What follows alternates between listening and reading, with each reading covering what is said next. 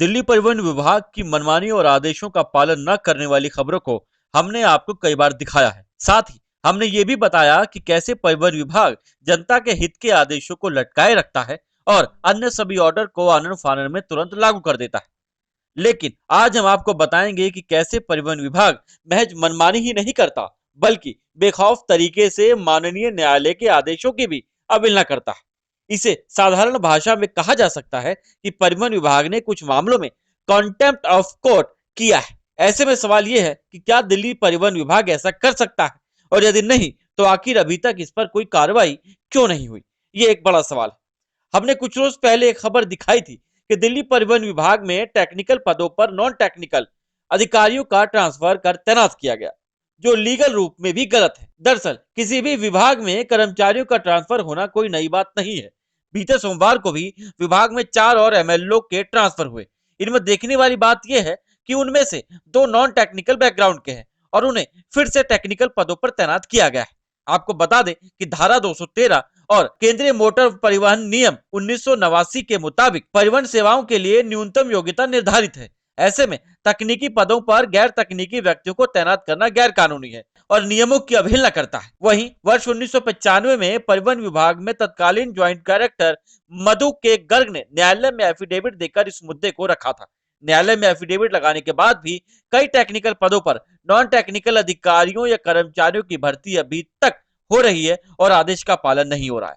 किसी भी एक्ट, कानून या नियम में ऐसा नहीं लिखा है कि टेक्निकल पदों पर नॉन टेक्निकल अधिकारियों की भर्ती हो सकती है, लेकिन विभाग सभी नियमों और कानूनों का मजाक बनाए बैठा है। आपको जानना चाहिए कि मोटर व्हीकल डिपार्टमेंट एक टेक्निकल विभाग है और यहाँ पर मोटर व्हीकल इंस्पेक्टर यानी एमवीआई के लिए न्यूनतम एंट्री स्तर की न्यूनतम योग्यता केंद्र सरकार के द्वारा निर्धारित है। नियम के मुताबिक एमवीआई के लिए ऑटोमोबाइल या मैकेनिकल इंजीनियरिंग में 3 वर्ष के डिप्लोमे के साथ साथ रेप्यूटेड वर्कशॉप में काम करने का अनुभव होना भी अनिवार्य है। वहीं एमवीआई का कार्य मोटर वाहन अधिनियम और नियमों के अनुसार पंजीकरण से पहले और पंजीकरण के नवीनीकरण के समय एक मोटर वाहन की सड़क की योग्यता का आकलन और प्रमाणित करने के साथ ये भी देखना होता है कि वाहन ऑटोमोटिव इंडस्ट्री के मानकों पर खरा उतर रहा है या नहीं। वहीं यदि मोटर लाइसेंसिंग ऑफिसर यानी एमएलओ की बात करें तो वह एमवीआई का इमीडिएट सुपरविजन व कंट्रोलिंग अथॉरिटी के रूप में काम करता है। वहीं प्रक्रिया के अनुसार एमवीआई के न्यूनतम 10 से 15% कार्य प्रदर्शन को एमएलओ द्वारा क्रॉस चेक किया जाना चाहिए, ताकि यह सुनिश्चित हो सके कि कार्य ठीक व निर्धारित तरीके से किया जा रहा है या नहीं। कुल मिलाकर यह तय है कि यह एक टेक्निकल प्रक्रिया है। यदि यहाँ पर कोई नॉन टेक्निकल व्यक्ति को बैठा दिया जाए तो वो काम बनना तो छोड़िए, पूरा बंटाधार करके छोड़ देगा। स्थिति गंभीर हो जाएगी, वहीं देश और जनता के लिए खतरनाक साबित हो जाएगी।